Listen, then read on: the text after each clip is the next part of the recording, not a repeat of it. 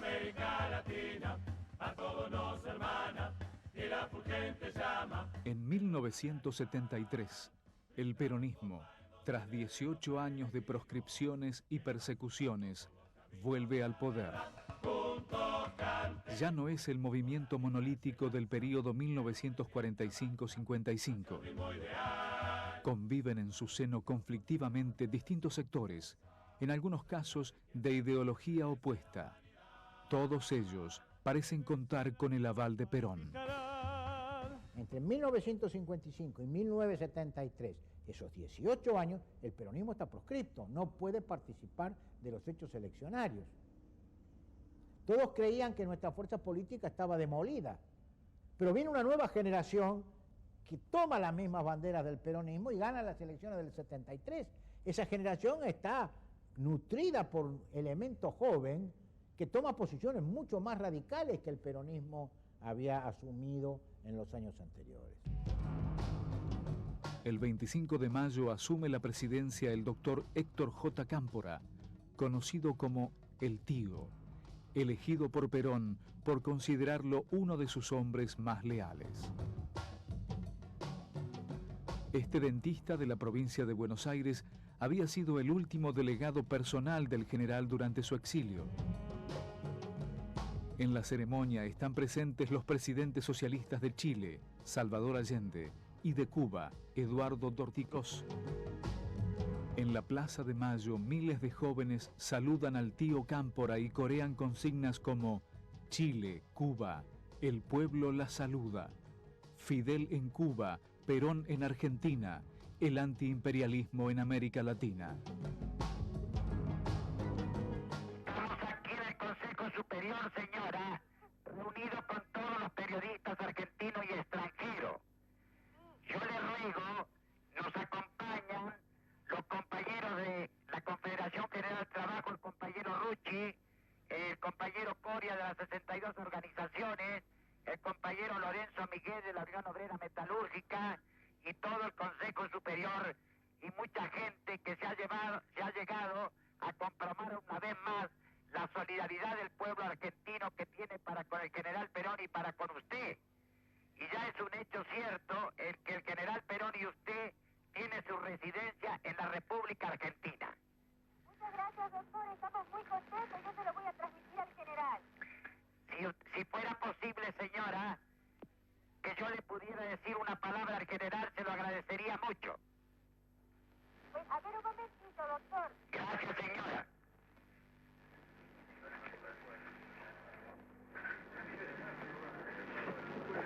Doctor Cámpora López Rega le habla. ¿Cómo le va, señor? La popularidad del movimiento guerrillero, la popularidad de la izquierda peronista era muy considerable. Si pensamos que en las elecciones que ganó Cámpora en 1973, prácticamente toda la campaña fue llevada con los organismos políticos que respondían a la guerrilla, dando el tono, y fue una campaña que se caracterizó, no diría por un triunfo abrumador del peronismo, porque no fue demasiado abrumador, pero por la aceptación del resto del electorado y de la sociedad del resultado como legítimo. Diríamos, resultado de una elección en que los vencedores se movilizaban al grito de duro, duro, duro, ¿verdad? Estos son los montoneros que mataron a Aramburu. Muestra hasta qué punto, yo no quiero defender a los montoneros, pero puede entenderse que hayan leído mal, diríamos así, la reacción de la sociedad. La JP se adueña del acto e impide al ejército realizar el tradicional desfile al grito de se van y nunca volverán, imaginando que nunca más se produciría un golpe militar en Argentina. El gobernador electo de La Rioja, Carlos Menem, declaró: la revolución del 25 de mayo de 1973 tiene su sentido más profundo en la defensa que harán de ella la juventud, las FARC y los montoneros. Hay aún muchos conservadores en el movimiento y en el gobierno nacional, y esta es una lucha a muerte. Esa misma noche comienzan a ser liberados los presos políticos que serán beneficiados por una amplia ley de amnistía, reclamada por miles de manifestantes que desde la Plaza de Mayo se trasladaron hasta la cárcel de Villa Devoto, donde comenzaron a ser liberados los detenidos. La izquierda peronista obtuvo 8 bancas de diputados nacionales y más de 50 cargos electivos en las provincias y municipios. Varios gobernadores electos eran cercanos a sus posiciones, como el de Buenos Aires, Oscar Videgain, el de Córdoba, Ricardo Obregón Cano, el de Santa Cruz, Jorge Zepernik, el de Salta, Miguel Ragone, y el de Mendoza, Alberto Martínez Vaca. También contaron con influencia en el Ministerio del Interior dirigido por Esteban Rigui, en el de Relaciones Exteriores encabezado por Juan Carlos Puig y en el Ministerio de Educación de Jorge Tayana. En la Universidad de Buenos Aires fue nombrado interventor Rodolfo Puigros y varios nuevos decanos y profesores también simpatizantes de Montoneros. Sin embargo, la alta representatividad de Montoneros tuvo su principal base social en los barrios y en el estudiantado. Nunca logró disputarle seriamente el poder dentro del movimiento obrero a los sectores tradicionales del sindicalismo peronista. Pero la composición del nuevo gobierno será un fiel reflejo de las diferentes tendencias del peronismo y preanuncia inevitables enfrentamientos. El máximo representante de la derecha peronista, José López Rega, mantendrá su cargo de secretario privado de Perón y ocupará el Ministerio de Bienestar Social, el de mayor presupuesto de todo el gabinete. Por un lado estaban todos esos sectores dinámicos, juveniles, que habían tenido tanta importancia para, digamos, obtener el regreso de Perón, y por otro lado estaban los aparatos sindicales y sectores políticos del peronismo más tradicionales, que tenían vinculaciones con el establishment militar, así como ahora encontramos, digamos, que puede haber contactos entre el menemismo y Macera. En aquella época había contactos entre algunos sectores del peronismo y algunos sectores de las dictaduras militares anteriores. Y con la doctrina de la infiltración, de que todos esos sectores nuevos eran infiltrados dentro del peronismo, lo cual ha sido una concepción que ha tenido una influencia nefasta en la política argentina, la idea de que hay un cuerpo sano dentro del cual se infiltran virus ajenos que hay que expulsar. Sí, señor, yo permito todo en el movimiento. A nosotros no tenemos prejuicios de ninguna naturaleza, porque así tienen que ser los movimientos. Tenemos hombres de extrema derecha y tenemos hombres de extrema izquierda. En junio se firma el Pacto Social, un acuerdo entre el líder de la CGT, José Ignacio Rucci, la CGE, Confederación General Económica, y el ministro de Economía, José Helbard, que fija una política de control de precios y salarios, poniendo topes a ambas variables económicas. El retorno comienza con un pacto social, una estabilidad de precios totalmente artificial, porque se impone por vía administrativa mientras se expande enormemente la masa monetaria, que es una solución que, gracias al enorme influjo político que ha ganado Perón, dura, conserva su eficacia mucho más tiempo de lo que nadie creía posible. El sindicalismo combativo, encabezado por el dirigente de Luz y Fuerza de Córdoba, Agustín Tosco, se opone al pacto social por considerarlo un retroceso para la clase trabajadora. Helbard fomenta el comercio con los países socialistas, abriendo nuevos mercados para poder financiar un modelo que pretendía estimular la industria nacional y favorecer el consumo interno con altos salarios. Ese camino, que era un camino de carácter inclusivo, es decir, que incluía el modelo industrial existente y lo ampliaba en una perspectiva de desarrollo, suponía incorporar al conjunto de la sociedad en ese proyecto. Esa perspectiva fue la que comenzó a transitar el modelo económico fundamentalmente que intentó aplicar José Helbard, a partir de 1973. De algún modo la aplicación de este tipo de criterios implicaba tratar de apropiar recursos procedentes fundamentalmente del sector agropecuario y exportador para usarla para financiar el desarrollo industrial con destino a la salida exportadora.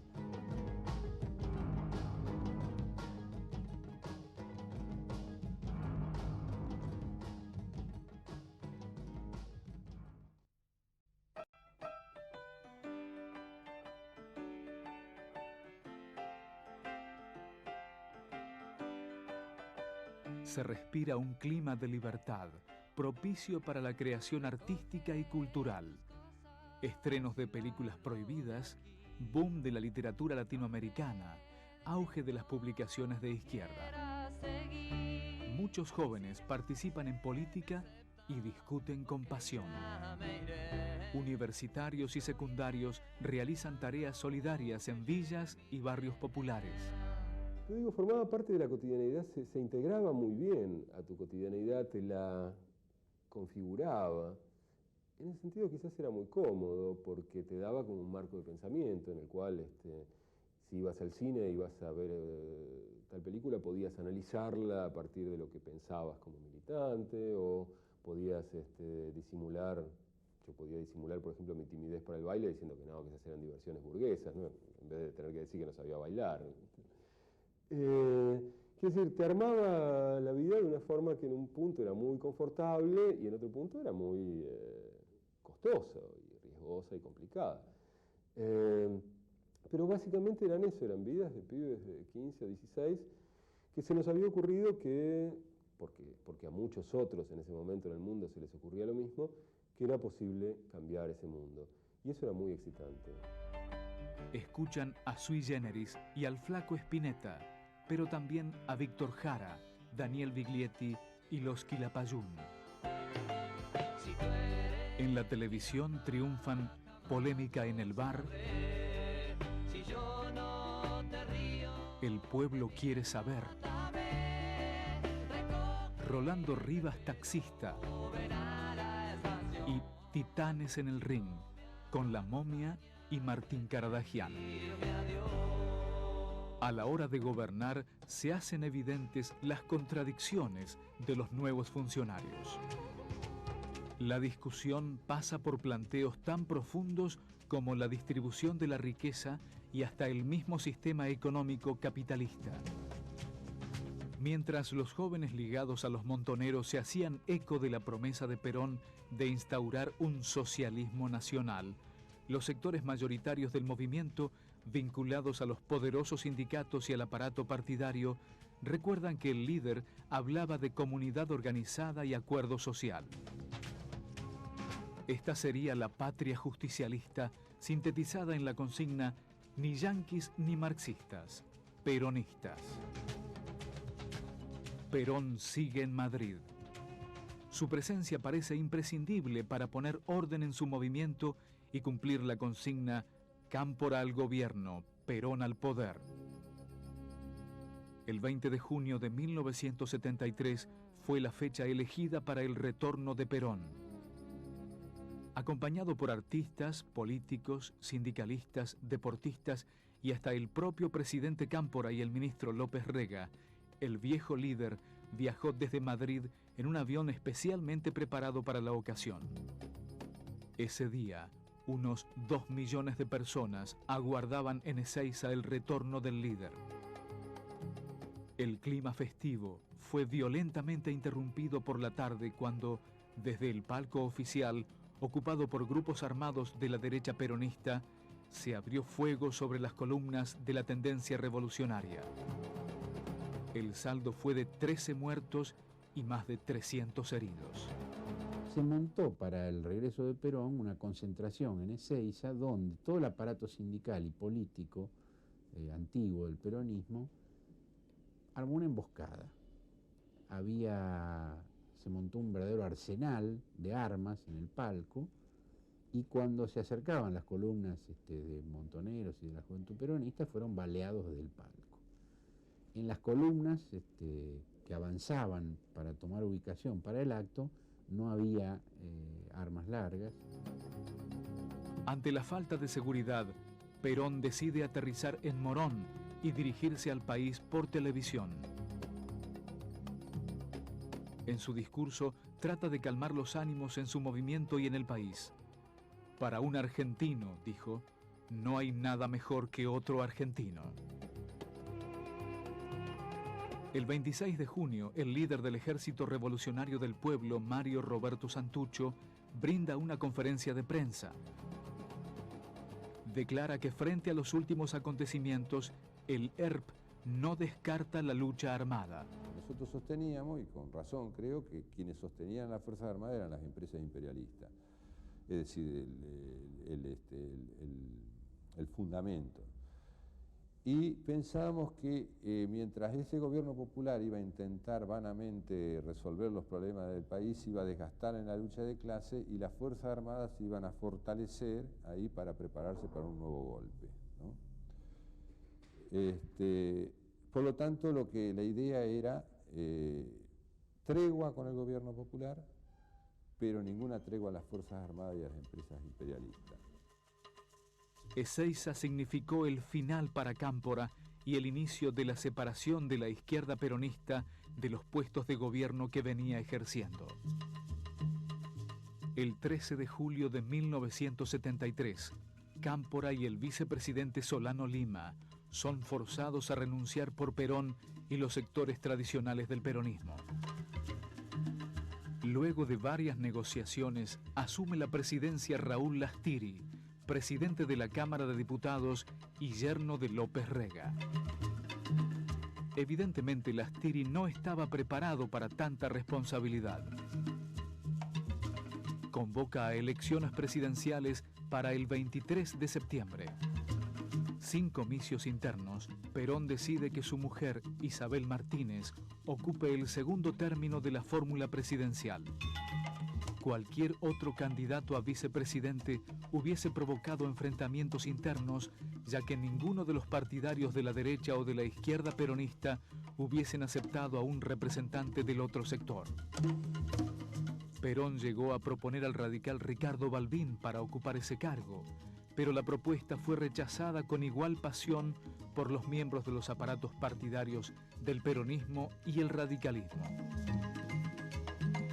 Isabel era la única persona que, según Perón, no iba a generar problemas. Yo me he preguntado alguna vez cómo Perón, que era un hombre inteligente, que era un hombre muy astuto, quizás por eso, ¿no es cierto?, integra la fórmula con Isabel en aquella tarde malhadada del Teatro Cervantes, ¿no? Posiblemente con el paso de los años no quería complicaciones y pensaba que la única persona que no le iba a traer complicaciones en la fórmula era Isabel. Lamentablemente fue así, porque detrás de Isabel estaba el brujo. El breve periodo de Lastiri en la presidencia constituye un notable avance de las posiciones conservadoras. Vuelve la censura a los medios gráficos, radiales y televisivos. Se prohíben películas y libros y son clausurados periódicos y publicaciones opositoras. Mientras los partidos políticos realizan sus campañas electorales, guerrilleros del ERP atacan el Comando de Sanidad del Ejército. El radicalismo, a través de su líder Ricardo Balbín, advierte sobre los riesgos de la violencia. El país quiere vivir en paz y está con los hombres que buscan a todo trapo la pacificación nacional. La gran mayoría del país, por no decir todo el país, quiere esto. Una minoría que no sé cuáles son las ideas que tienen y dónde quieren ir, es la que perturba. Mientras en Argentina reinaba la euforia ante la retirada de los militares y el regreso del peronismo al gobierno, en Chile y Uruguay los sistemas democráticos comenzaron su reflujo. En Uruguay es electo presidente Juan Bordaberry, quien busca el apoyo de las Fuerzas Armadas, dándoles vía libre para combatir a los guerrilleros tupamaros. El presidente se convirtió en un títere de las Fuerzas Armadas. Fue disuelto el Congreso y se implantó una férrea dictadura militar. El uso sistemático de la tortura limitó la protesta popular e impuso una política económica que condujo a la emigración de más de 500.000 uruguayos. En Chile, el gobierno socialista de Salvador Allende desde 1970 venía cumpliendo con sus promesas electorales. Lleva adelante una política en beneficio de las mayorías populares, nacionalizando importantes empresas extranjeras. Estas medidas, junto con el acercamiento de Chile a la Cuba de Fidel Castro, provocan la hostilidad del gobierno norteamericano de Nixon, que decreta el bloqueo económico de Chile. El malestar norteamericano encuentra eco en la oligarquía chilena y comienza la conspiración. Finalmente, el 11 de septiembre de 1973, al mando del general Augusto Pinochet, las Fuerzas Armadas chilenas bombardean el Palacio de la Moneda y asesinan al presidente Salvador Allende. Con el incondicional apoyo de los Estados Unidos, Pinochet implantará una sangrienta dictadura y permanecerá por casi 20 años en el poder.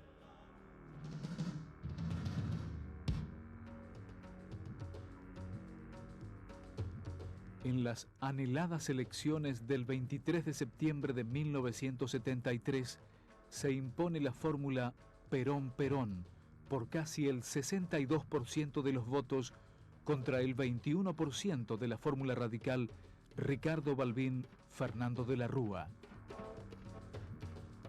El aplastante triunfo de Perón no logra frenar la ola de violencia. 2 días después de los comicios, fue asesinado José Ignacio Rucci, secretario general de la CGT. El crimen se le atribuyó a los montoneros. La organización guerrillera nunca se adjudicó oficialmente el atentado, pero algunos de sus miembros admitieron la autoría del hecho. Poco después del asesinato de Rucci, hizo su aparición oficial la Alianza Anticomunista Argentina, conocida como la AAA, que con financiamiento estatal a través del Ministerio de Bienestar Social, venía actuando con diferentes denominaciones desde los hechos de Ezeiza. Este grupo paramilitar, que contó con el evidente visto bueno de Perón, fue incrementando su accionar paralelamente al ascenso del superministro en la escala del poder. El 17 de octubre, el viejo líder pudo volver a dirigirse a sus seguidores desde los balcones de la Casa Rosada, pero esta vez debió hacerlo detrás de un vidrio blindado ante el temor de un atentado. Todo un símbolo del momento político que se vivía. El general ratifica al ministro Helbart y prorroga el pacto social hasta junio de 1975. Se produjo una ola de atentados contra unidades básicas y militantes de la izquierda peronista. El jefe de policía dice no poder identificar a los responsables. Poco antes de Navidad, asume como comandante en jefe de la Armada el almirante Emilio Eduardo Macera.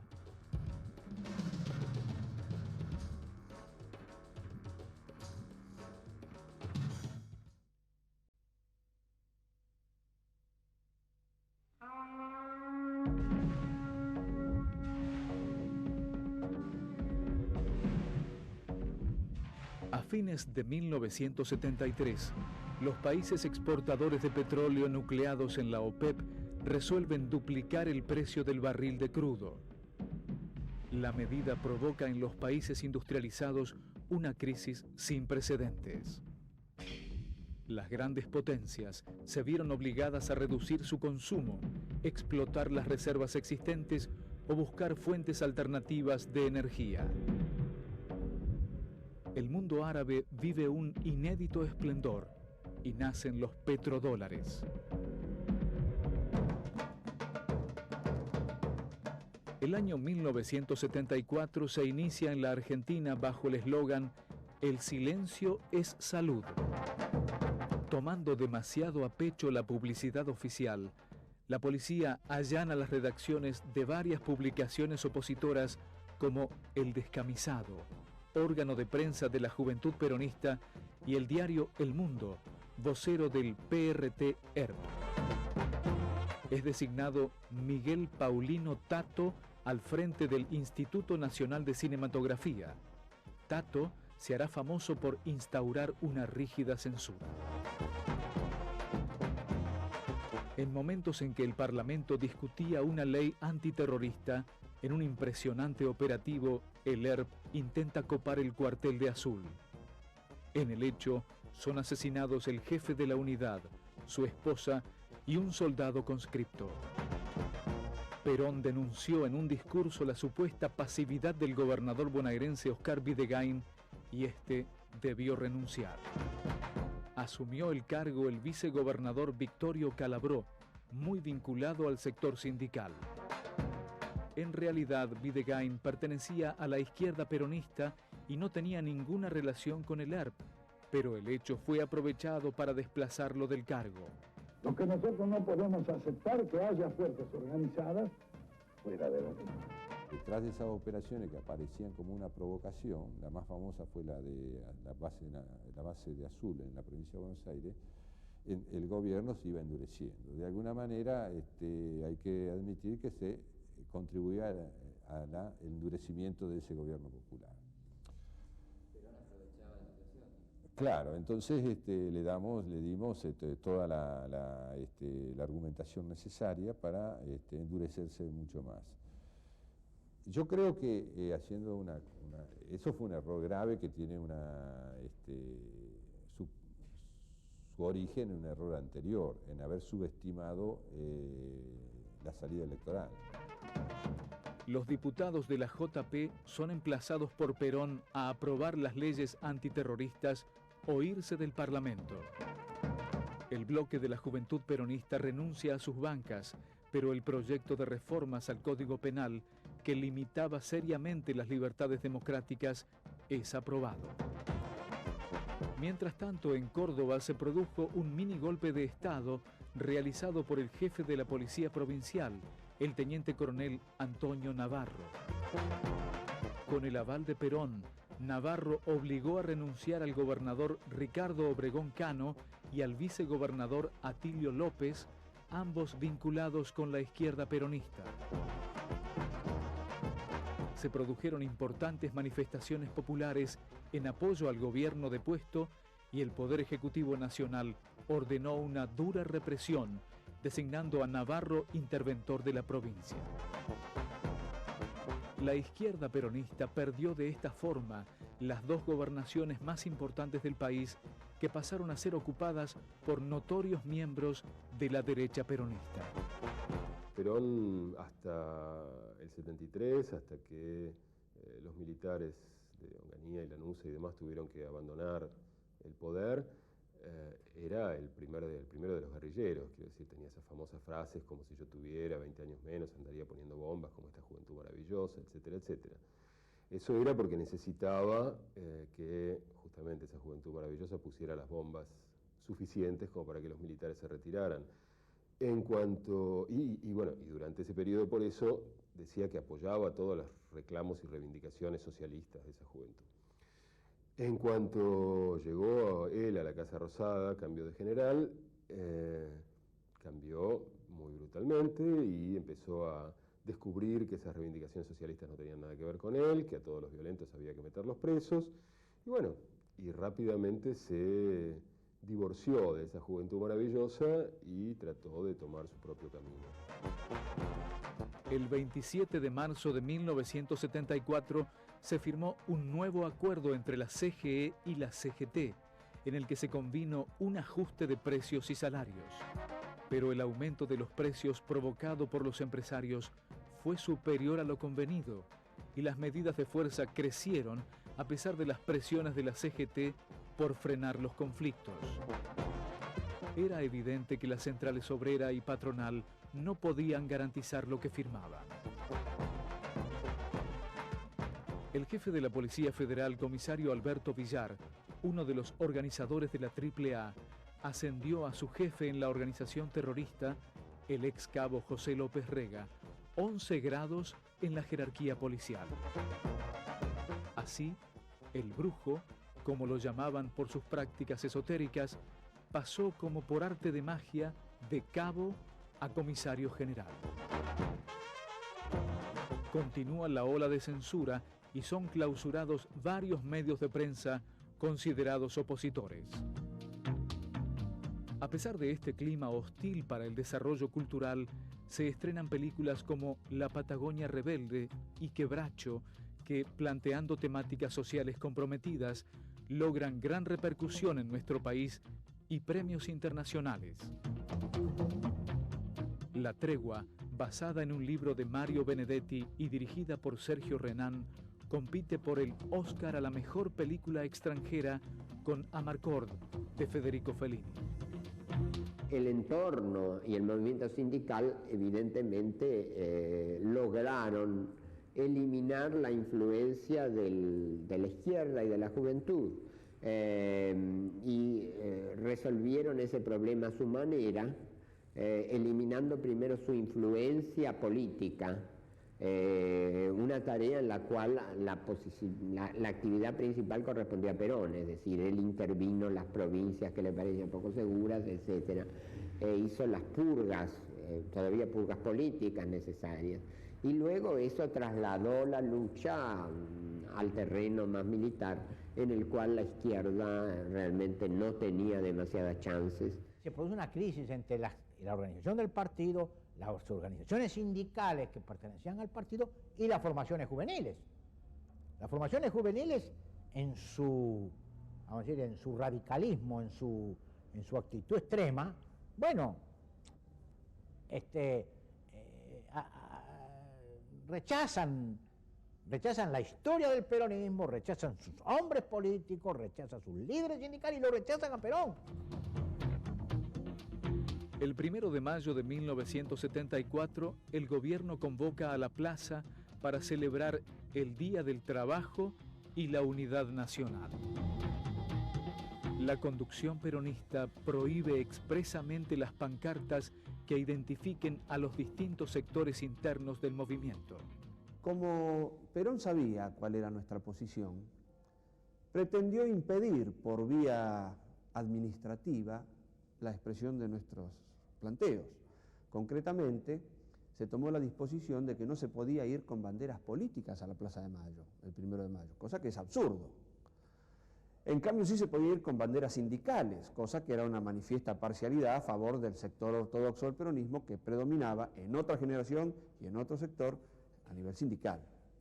De modo que el sector ortodoxo iba a tener su representación con sus banderas de las 62 organizaciones, de los sindicatos, y el sector nuestro, que era mayoritariamente juvenil, no iba a poder tener esa expresión.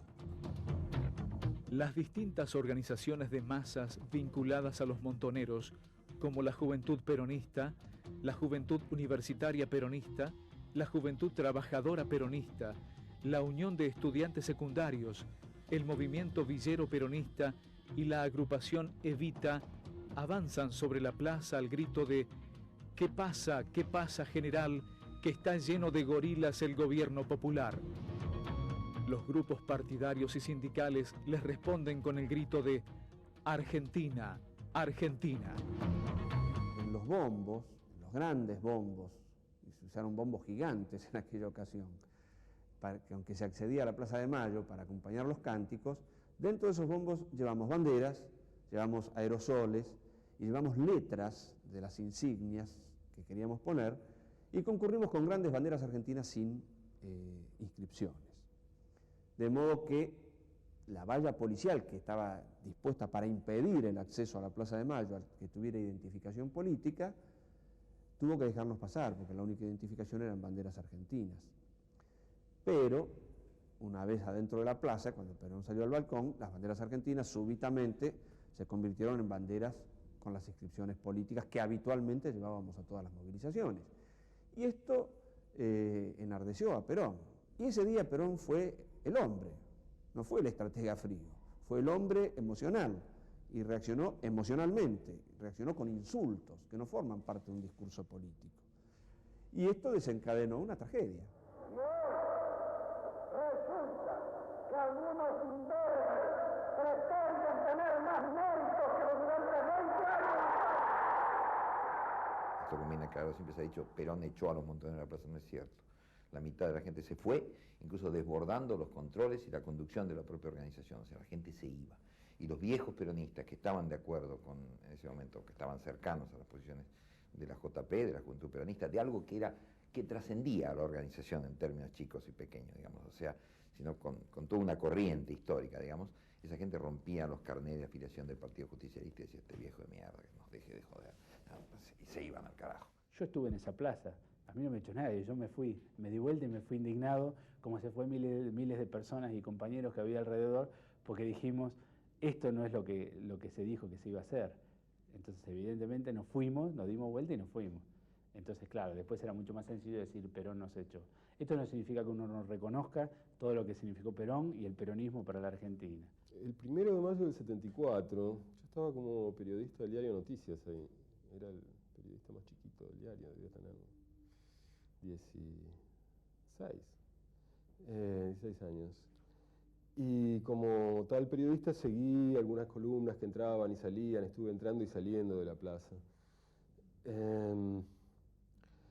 Pero cuando empecé a ver lo que pasaba, la verdad que me dio mucha alegría. Mi sensación era, por fin nos sacamos de encima ese viejo turro. Digo, hablando del teniente general Juan Domingo Perón.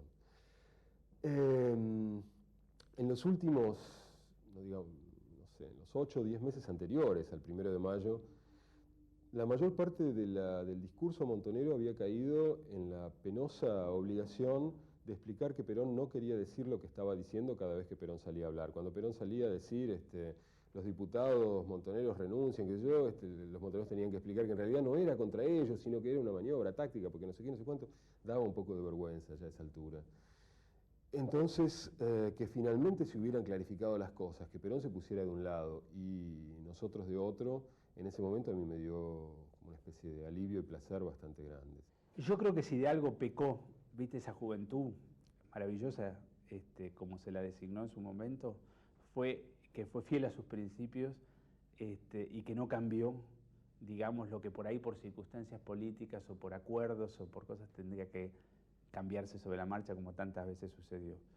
Se decía en un principio, Perón o muerte, viva la patria, y eso significaba que Perón venía a la Argentina o que morías en el intento, y la patria era el ente, digamos, que a todos nos agrupaba, o agrupaba a todos amplios sectores, para llegar a ese fin, ¿verdad?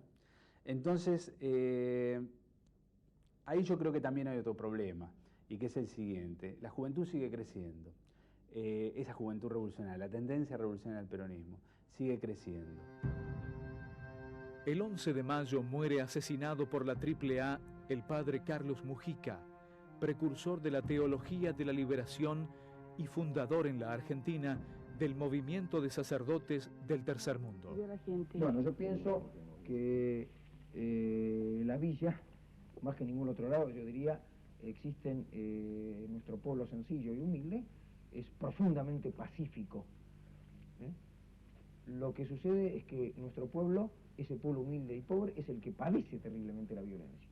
La violencia de ir con el diario bajo el brazo cada día a preguntar si se consigue trabajo. Cada vez que viene una persona a ofrecerme a mí trabajo, yo agarro el micrófono de la capilla y llamo a las 6 personas y se presentan 60. La violencia de no saber qué le va a dar de comer al día siguiente. Lo que yo pienso es que mi pueblo es profundamente pacífico, pero tiene paciencia, y la paciencia tiene un límite. Pienso que el movimiento Sacerdotes para el Tercer Mundo sí ha despertado y despierta preocupación para estos servicios que fundamentalmente defienden el statu quo, defienden a los intereses de minorías que son las que oprimen al pueblo. Y por eso es que hoy un sacerdote que en nuestra patria y en muchos otros países de América Latina realmente se tome en serio la enseñanza de Cristo y tiene que estar dispuesto a que lo encarcelen, a que lo maten. Por otra parte, Jesucristo nos lo dijo claramente en el Evangelio. El Señor no nos dijo, evidentemente, ustedes pueden o no pueden matar, pero claramente nos dijo con el ejemplo que tenemos que estar dispuestos a morir. Había estado siempre junto a los pobres, compartiendo sus sufrimientos y alentando sus esperanzas de cambio.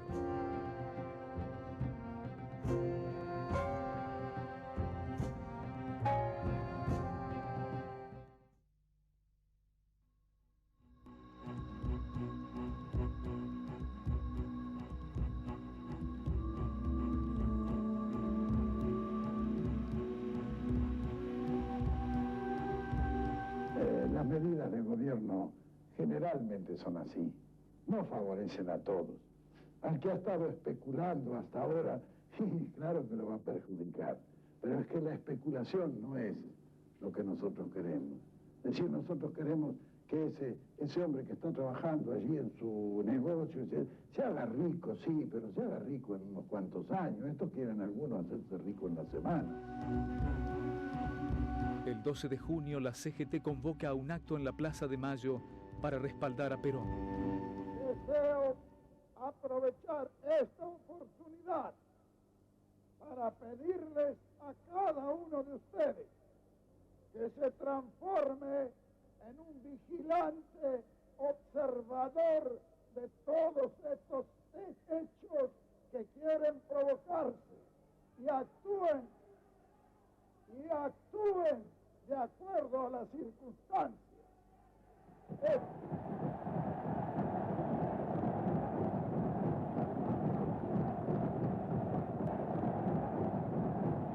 Se rarifica el ambiente económico y eso le provoca a Perón un estado de insatisfacción también personal. Entonces, como solía hacer él, decide hablarle a la gente, decide hablarle a su pueblo. Y se convoca espontáneamente, la gente empieza a ir a Plaza de Mayo porque Perón va a hablar, y se reúne una multitud ese 12 de junio en Plaza de Mayo.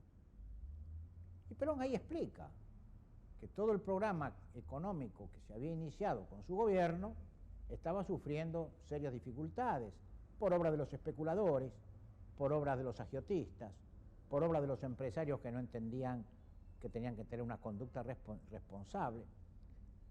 Y hace un llamado a la gente para que se encolumne nuevamente detrás de los postulados que él había venido a defender a la Argentina.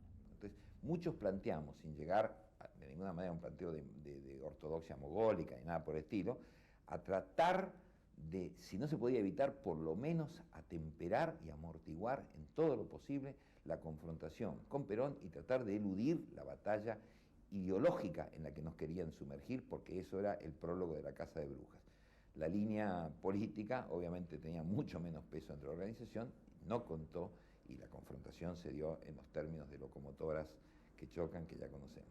Si uno piensa, por ejemplo, dónde estuvieron los mayores problemas del gobierno peronista, del gobierno del 73 al 76, me parece claro que el problema fundamental de Perón no fueron los montoneros, ni que la fecha de agonía del gobierno de Perón haya sido el 1 de mayo cuando los montoneros abandonaron la plaza. En realidad la fecha de agonía fue ese otro acto, el último acto público de Perón, cuando Perón intentó jugar todo su prestigio personal para convencer a los dirigentes sindicales que aceptaran lo establecido en el pacto social que ellos habían firmado y que indudablemente no cumplían, como tampoco lo cumplían los empresarios. Y ahí, en esta dureza, en esta imposibilidad que encontraba el Estado de disciplinar a empresarios y a organizaciones sindicales, creo que está el objetivo del golpe del 76. Comienzan a circular fuertes versiones sobre la gravedad del estado de salud de Perón. Todo es infundado, todo es infundado. Él hasta con un pequeño resfrío como cualquier hijo de vecino, pero no hay ningún problema, está trabajando más tranquilo. Con gran dolor debo transmitir al pueblo el fallecimiento de un verdadero apóstol de la paz y la no violencia. Asumo constitucionalmente la primera magistratura del país. El 1 de julio de 1974 moría Perón, dejando un vacío proporcional a la importancia de su figura política. Su velatorio es multitudinario y se viven escenas de profundo dolor popular. Despide los restos del general en nombre de los partidos políticos el doctor Ricardo Balbín.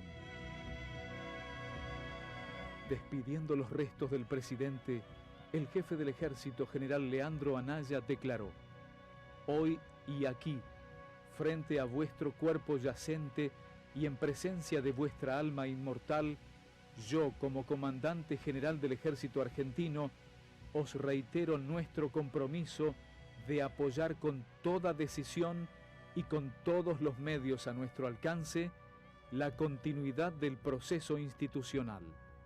Me consta porque el 1 de julio de 1974, con Perón todavía, su cuerpo todavía no se había enfriado, se armó en la Quinta de Olivos, donde lo velaban, una reunión circunstancial donde había marinos, militares, aeronautas. Entonces alguno de ellos preguntó, bueno, ¿y ahora quién manda en el país? Entonces yo un poco sorprendido, ¿cómo quién manda? Ahora manda el orden constitucional, la vicepresidenta de la Nación. ¿Por cuánto tiempo? Fue la pregunta. Cuando Perón murió, yo lloré. Lloré porque se me estaba yendo un padre, pero el mismo padre que había puteado meses antes en la Plaza de Mayo. Porque Perón también representaba mucho para todas las luchas del pueblo argentino. Asume la presidencia Isabel Perón bajo el cercano control de López Rega.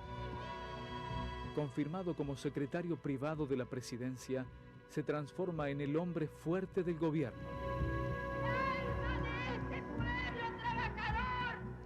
Es agradecida y respetuosa de quienes la sirven, buscando la unidad y el trabajo fecundo en una verdadera comunidad organizada.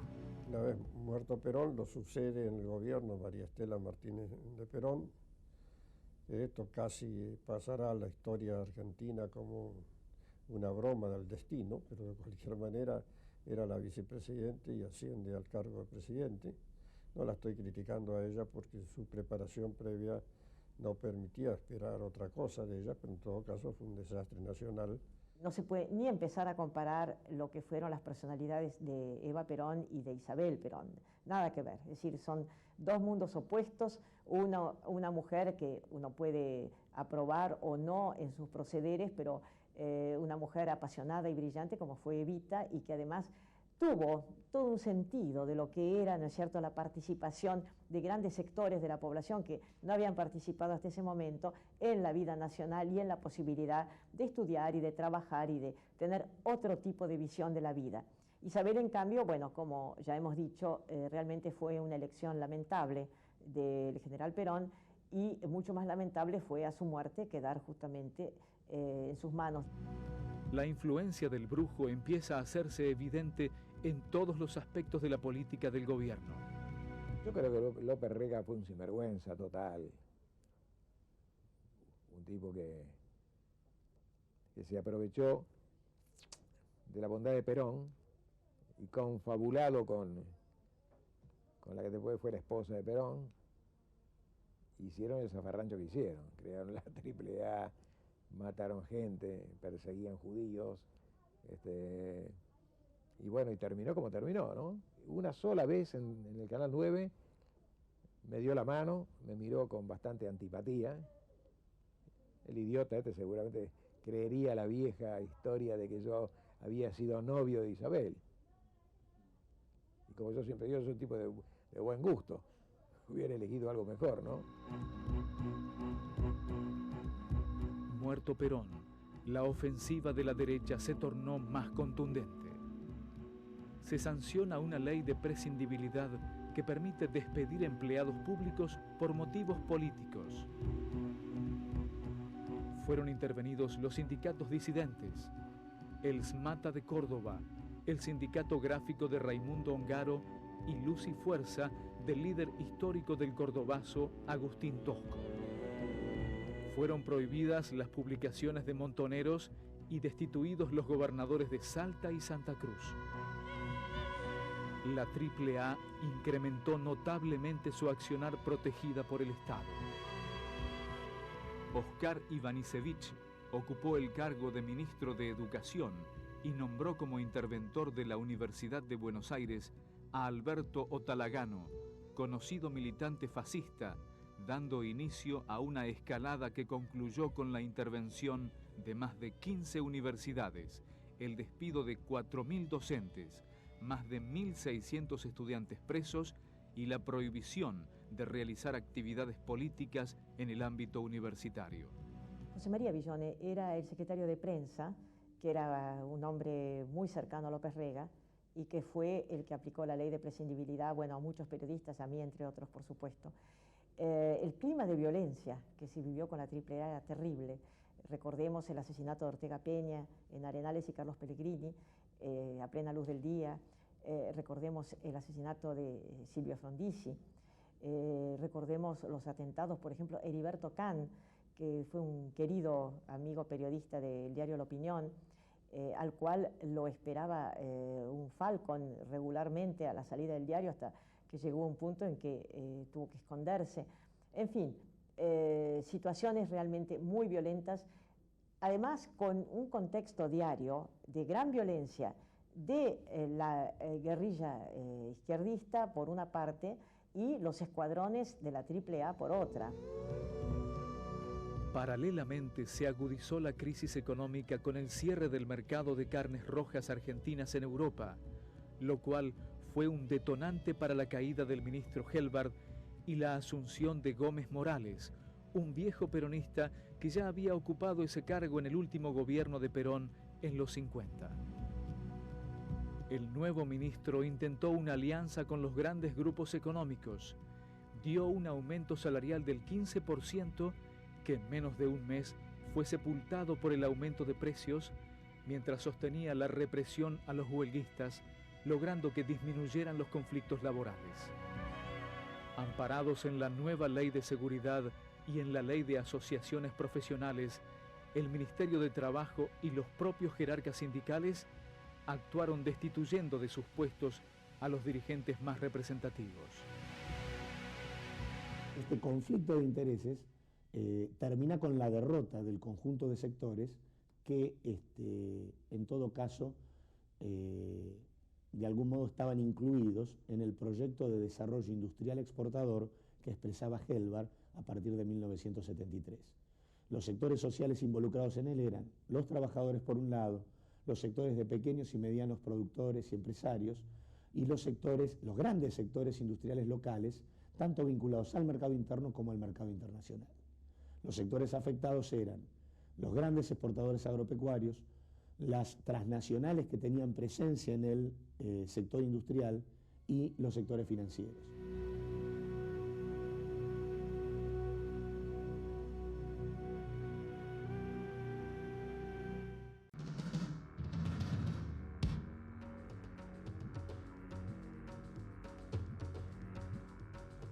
No estando Perón, no había quien garantizara el cumplimiento del pacto social.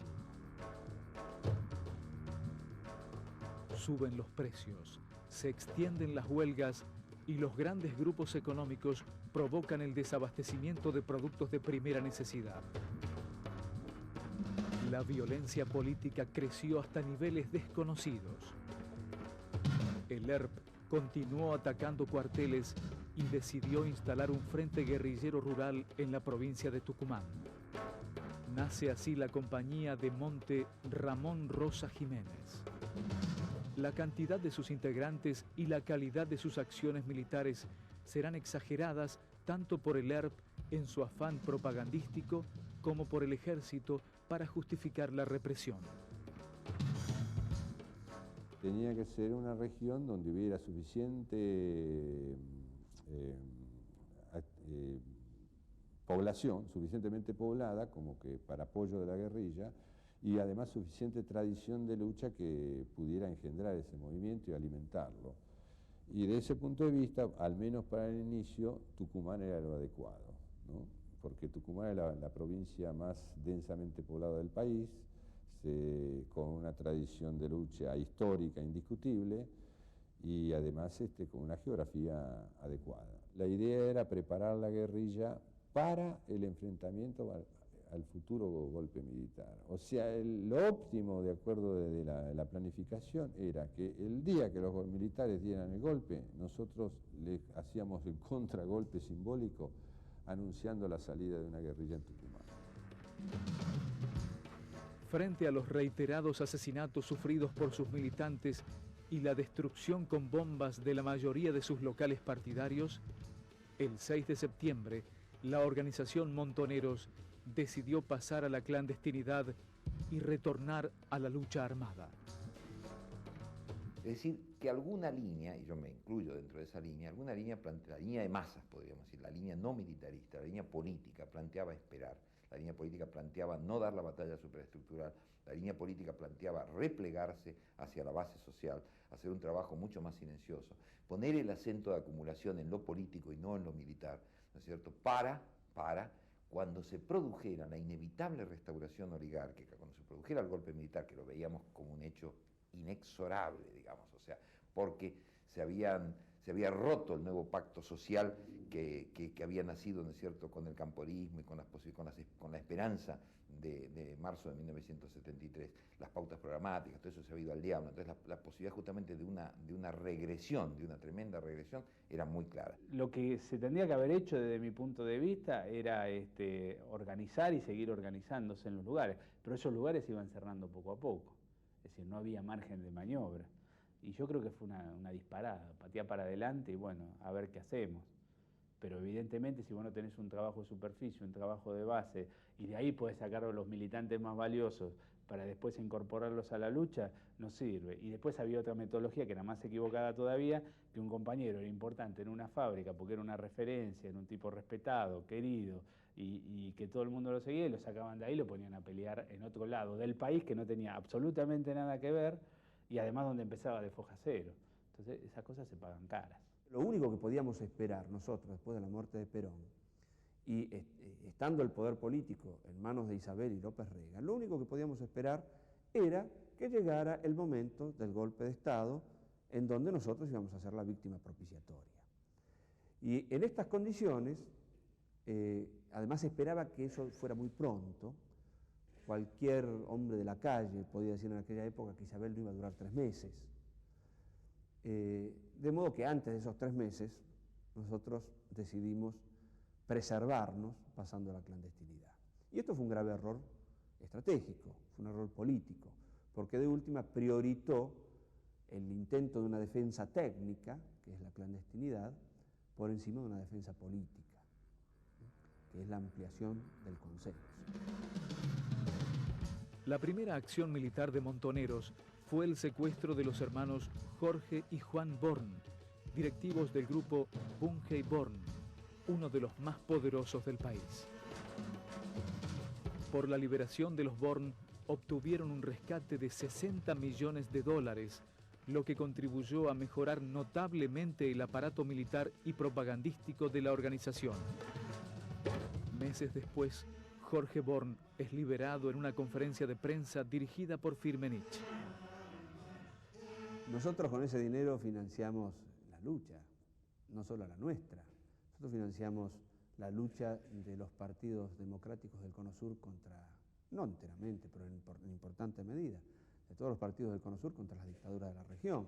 Tal vez alguno quiera creer en mi palabra. Bueno, mi palabra, mi juramento es que yo, por razones, no solo por razones de fuerza mayor, por razones morales, por razones de profunda convicción moral, jamás me hubiera quedado con riqueza destinada a otro motivo, porque esto, digamos, equivale a apropiarse en términos individuales del dinero destinado a financiar una lucha de resistencia, es exactamente lo mismo que apropiarse en términos individuales de los impuestos cuando uno ejerce un gobierno legal. La AAA, que ya se había cobrado más de 500 víctimas, lanza una campaña intimidatoria en todo el país. Sus destinatarios son artistas, cantantes, escritores, periodistas y actores que no gozan de la simpatía de López Rega o hacen explícita su oposición al gobierno. Se arman las listas negras. Figurar en ellas no solo significa para la gente de la cultura no poder trabajar, era además una seria amenaza de muerte. Muchos de los amenazados, adelantándose a miles de argentinos, optan por el camino del exilio. Yo tuve que irme primero porque salí en la lista de las 3A, ya la represión individual había comenzado en los tiempos últimos del peronismo, con el famoso López Rega, un ex policía, que organizó estos escuadrones de la muerte, como se llamaba. Me persiguieron a mí por la película La Patagonia Rebelde, por haber investigado un hecho de que esta matanza de obreros rurales habían pasado ya 50 años de esto. En noviembre, un comando montonero asesina en un cinematográfico operativo al jefe de policía y coordinador de la AAA, comisario Villar, volando el yate en el que paseaba junto a su esposa por el Tigre. El gobierno encuentra en el atentado la justificación para decretar el estado de sitio en todo el país. En las Fuerzas Armadas vuelve a tomar vigor la doctrina de la seguridad nacional. ¿Qué es este tema de la seguridad nacional? Es un tema que nace en la conferencia de Panamá, en la Escuela Militar de Panamá, donde los ejércitos americanos de todo el Cono Sur y del Caribe también fueron aleccionados por Estados Unidos. Es la exaltación de la teoría anticomunista. El enemigo es el comunismo y todo lo que permita la aniquilación, aniquilar al adversario en el sentido más tremendo de la palabra, cualquiera sea el medio, estaba convalidado por la cuestión de la seguridad nacional. La presidenta Isabel, que pocos meses antes había declarado: la violencia busca sacar las Fuerzas Armadas a la calle, pero no lo voy a consentir. Soy una mujer frágil, pero tengo carácter, firmó a comienzos de 1975 el decreto número 261. Este documento del Poder Ejecutivo encargaba la lucha antisubversiva al ejército y le ordenaba neutralizar y aniquilar la acción de los elementos subversivos en la provincia de Tucumán. Luego, en octubre, este decreto se haría extensivo a todo el territorio nacional. De esta forma, el gobierno renunciaba explícitamente a todo control sobre los métodos utilizados para luchar contra la guerrilla y otorgaba a los militares una presencia política inocultable. Bajo esta cobertura legal, se inicia en Tucumán el Operativo Independencia. Su jefe es un viejo militar peronista, el general Abdel Vilas, que admite que pueden usarse con los detenidos métodos vedados por las leyes. Posteriormente, las acciones serán dirigidas por el general Antonio Domingo Bussi. Cuando se sancionan los decretos que ordenan a las Fuerzas Armadas aniquilar a la subversión, eso es guerra. No se ordena a una fuerza que reprime, no se le ordena a la policía aniquilar al delincuente, sino aprehenderlo para ponerlo a disposición de los jueces. Aniquilar implica guerra. Se aplicó un plan de guerra en ese momento. Y la guerra tiene una violencia especial.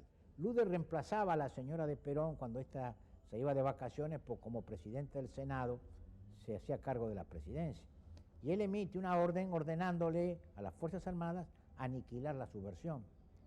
De esto después se quisieron tomar los militares para justificar sus actos represivos, pero no era nuestra ni la intención de Luder que se aniquile el subversivo, sino que se aniquile la subversión. El subversivo debía ser tratado conforme a la ley. Por lo menos ese era el espíritu de nuestro gobierno.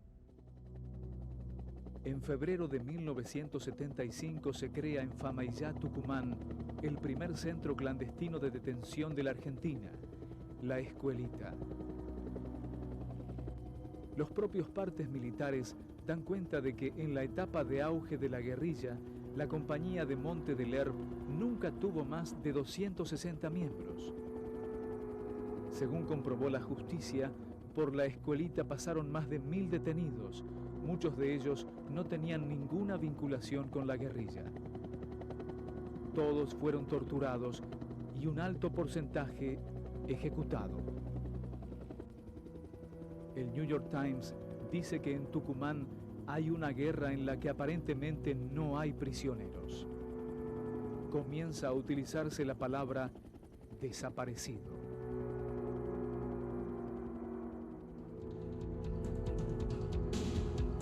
van surgiendo dentro del movimiento obrero nuevas tendencias denominadas combativas, clasistas o de liberación, que daban la dirección de los conflictos laborales a las asambleas y las comisiones internas de cada lugar de trabajo, apelando a métodos de democracia directa, enfrentando a la tradición burocrática de las conducciones sindicales. Sus líderes más reconocidos son Agustín Tosco, René Salamanca y Raimundo Ongaro.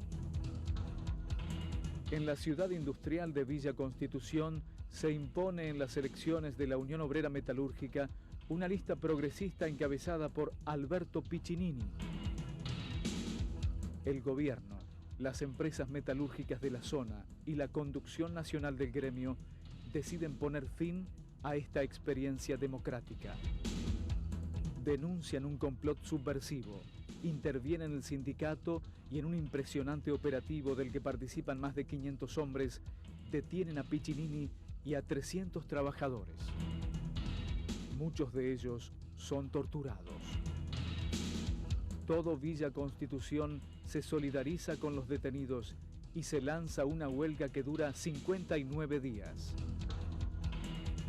Sindicatos de todo el país apoyan el conflicto.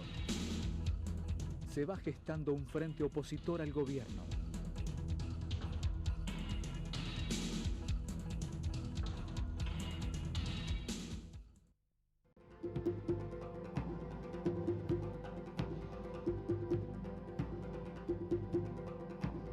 El 2 de junio, un amigo de López Rega asume como ministro de Economía. Se llama Celestino Rodrigo y será inolvidable para la mayoría de los argentinos. Rodrigo anuncia un severo plan de ajuste que incluye una devaluación del peso en un 160%, aumentos de tarifas de hasta el 200% y un límite en los aumentos salariales del 38%. Rodrigazo fue el primer plan de estabilización que se quiso hacer en la Argentina sobre la base de liberar los precios y mantener fijos los salarios. Eso provocó un golpe inflacionario y la protesta de los trabajadores, que se declararon en huelga y le hicieron una gran huelga a su propio gobierno. Miles de trabajadores del cinturón industrial abandonaron o tomaron las fábricas sin contar con la conducción de los sindicatos, culminando en jornadas de huelgas de las más contundentes de la historia argentina. Por eso la CGT se vio obligada a ponerse al frente de la lucha y consiguió aumentos salariales. Los grandes grupos económicos simularon aceptar la situación y comenzaron a buscar la solución en un nuevo golpe de Estado. El 27 de junio la CGT convocó a una marcha pidiendo la renuncia de Rodrigo y López Rega. En la Plaza de Mayo los trabajadores piden: Isabel, coraje, al brujo dale el raje, López Rega y las 3A, la vergüenza nacional. Isabel, presente, el pueblo está caliente. El conflicto se generalizó y solo concluyó cuando se confirmaron las renuncias de los ministros cuestionados. El brujo es nombrado embajador plenipotenciario y abandona el país con todos los honores a bordo del avión presidencial. Luego de una confusa transición, la patria metalúrgica impuso un gabinete con viejos dirigentes políticos del peronismo. En ese momento ya la alianza que ha llevado a la derrota de la izquierda se ha roto evidentemente y en esa pulseada los sindicatos ganan. Y a partir de entonces, hasta su caída, el gobierno de Isabel es prisionero de los sindicatos. Es decir, existe una sucesión de ministros de Economía que proponen planes que o no son ni siquiera aplicados porque son inmediatamente rechazados y realmente Lorenzo Miguel tiene poder de veto absoluto sobre los programas económicos y la situación que se produce es una situación de inflación creciente cuyas consecuencias negativas, incluso políticamente, todos advierten, pero de la misma manera que la señora Isabel es prisionera de los sindicatos, la cúpula sindical es prisionera de sus bases. Tras un breve periodo de incertidumbre, Antonio Cafiero se hace cargo del Ministerio de Economía. Me encontré con una situación caótica, no teníamos reservas, la inflación era inabordable, el presupuesto arrojaba un fuertísimo déficit, no teníamos con qué pagar los vencimientos, tanto nacionales como extranjeros.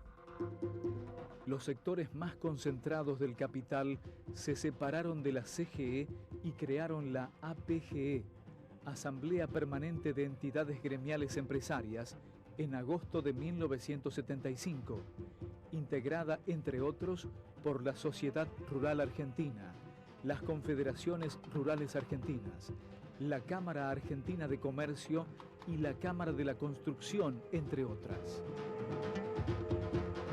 Comenzaron a reclamar la necesidad de poner orden a los conflictos y establecer reglas económicas favorables a sus intereses. La señora de Perón me consulta quién creía yo que debía sustituir al general Numan Aplane. Lo lógico hubiera sido que lo sustituyera el que le venía en orden de lista, de antigüedad. Pero este era un general de Elía que justamente había conducido el amotinamiento en Campo de Mayo contra el general Numan Aplane, violando la disciplina del ejército. Entonces yo le dije a la señora, no podemos poner a quien ha cuestionado la autoridad del comandante en jefe, que no se ha disciplinado a la disciplina del ejército. Entonces convinimos en que el que seguía en el orden de la lista era el que debía ocupar ese cargo. Y el que seguía en el orden de la lista era Jorge Videla, de quien recibo la información que era apolítico, un hombre absolutamente profesional y que de ninguna manera podía encabezar un golpe. Esta es la información que tenían los servicios. En agosto de 1975, el general Videla asume como comandante en jefe del ejército. Un avión militar es destruido en Tucumán con un saldo de varios muertos. Los montoneros se adjudican el atentado. El Poder Ejecutivo declara ilegal a esta organización. Isabel pide licencia por razones de salud y asume interinamente como primer mandatario el doctor Ítalo Luder, presidente del Senado. En septiembre, en el Luna Park, Sui Generis se despide de su público. Miles de jóvenes aclaman al grupo formado por Charly García y Nito Mestre, que a través de canciones como Instituciones, Botas Locas, Juan Represión, Aprendizaje y Necesito reflejaban los sentimientos de los adolescentes argentinos de la época. Muchos de ellos sintieron esa noche de fines de 1975 en el Luna que más que a Sui Generis le estaban diciendo adiós a una época que ya no volvería.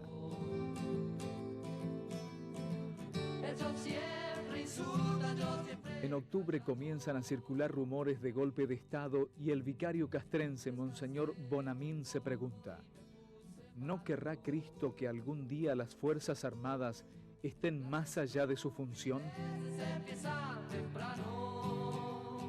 Repuesta de sus afecciones, pero no de los graves hechos que la acosan, Isabel reasume sus funciones.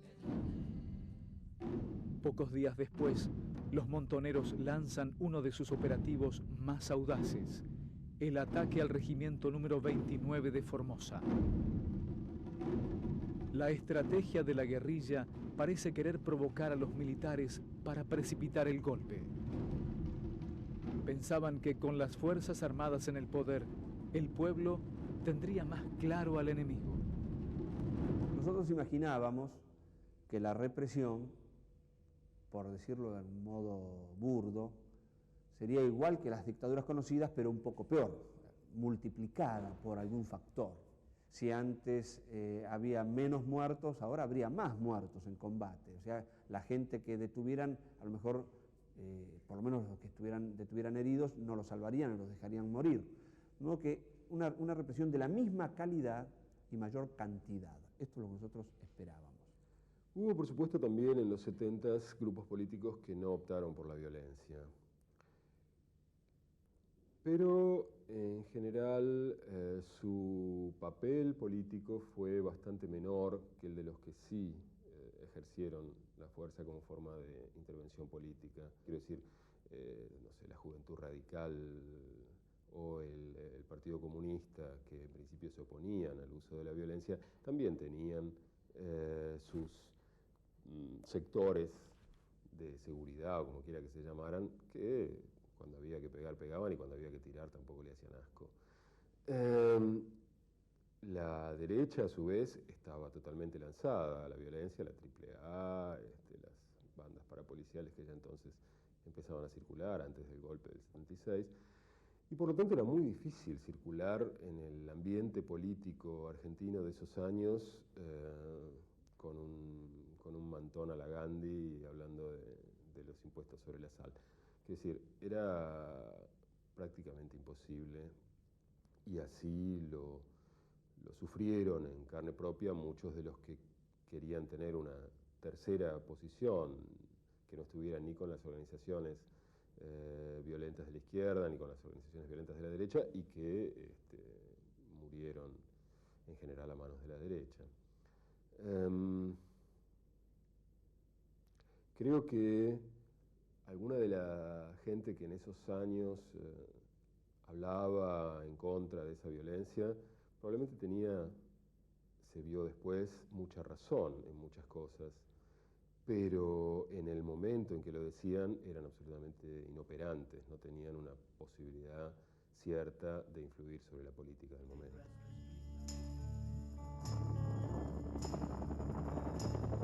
A mediados de 1975, tras 10 años de lucha, las tropas comunistas del Viet Cong entran en Saigón tomando el control de todo el territorio de Vietnam. Los Estados Unidos sufren la primera derrota de su historia, infligida por un pequeño país del tercer mundo. Virtud del hombre político, la de convertir los males en bienes. No en vano reza el adagio popular que no hay mal que por bien no venga. Para la libertad. En noviembre, la muerte de Francisco Franco cierra un periodo de 40 años de dictadura en España. Con el apoyo del rey Juan Carlos I de Borbón, el primer ministro Adolfo Suárez desmonta la estructura franquista y legaliza los partidos políticos. La joven democracia española se convierte en un solidario refugio para los exiliados latinoamericanos.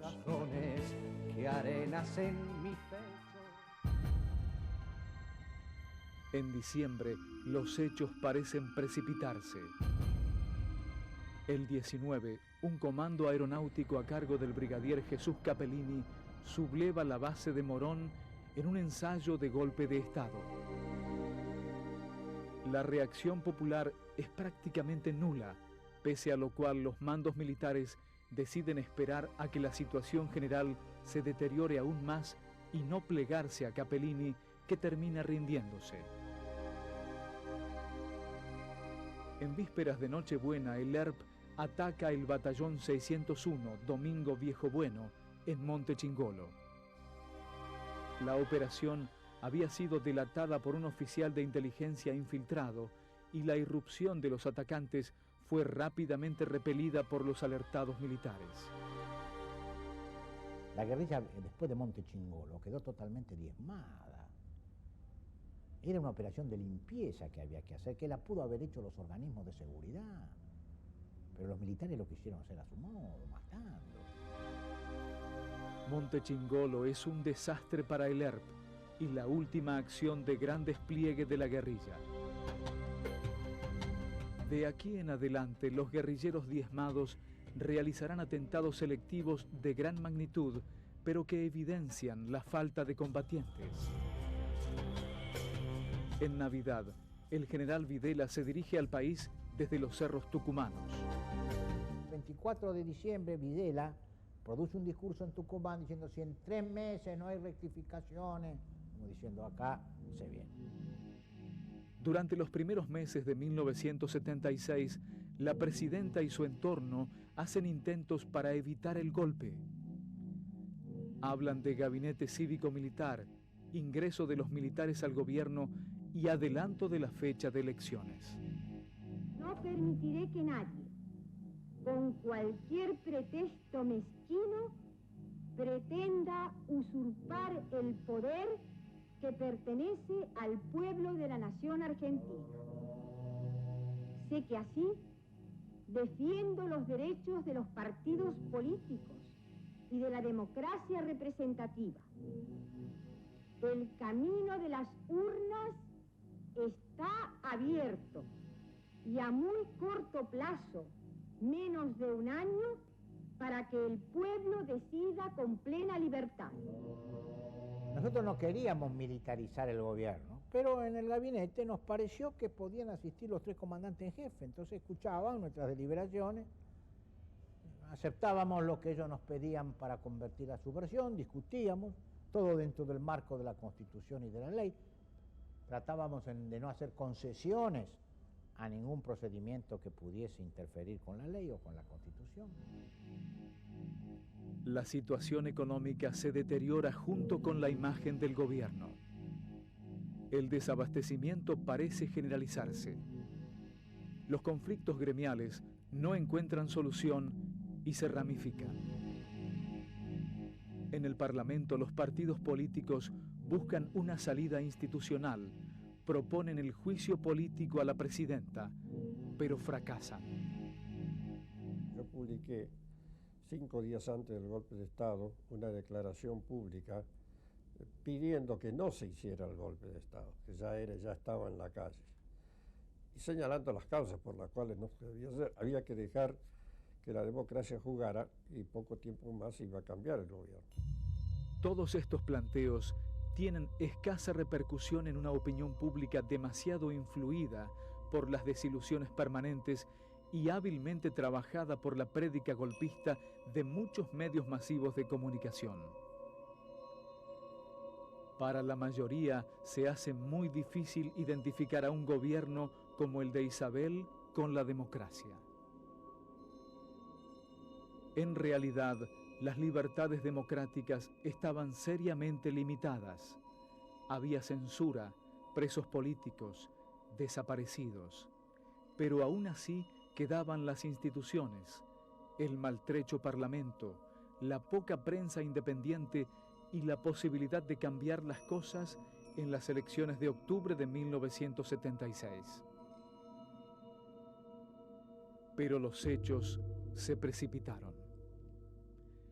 El 2 de febrero de 1976 renunció Cafiero y asumió Emilio Mondelli, quien anunció un plan ambicioso: mayor apertura al capital extranjero, privatización de empresas públicas, reducción del gasto estatal y modificación de la legislación laboral para bajar los costos empresariales. Este era el proyecto de los grupos financieros e industriales concentrados ligados a los grandes monopolios transnacionales. Con ese plan, la presidenta Isabel pretendió realizar lo que los grupos de poder real querían y con ello consideró que frenaría el golpe de Estado ya planificado por sus representantes. Pero no lo logró.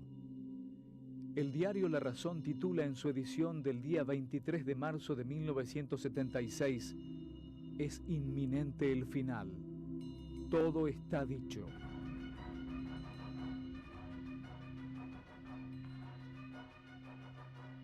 Cuando a las 3:10 de la madrugada del 24 de marzo las radios cambiaron los tangos por la marcha Avenida de las Camelias, ya era demasiado tarde. Un nuevo golpe militar se había consumado.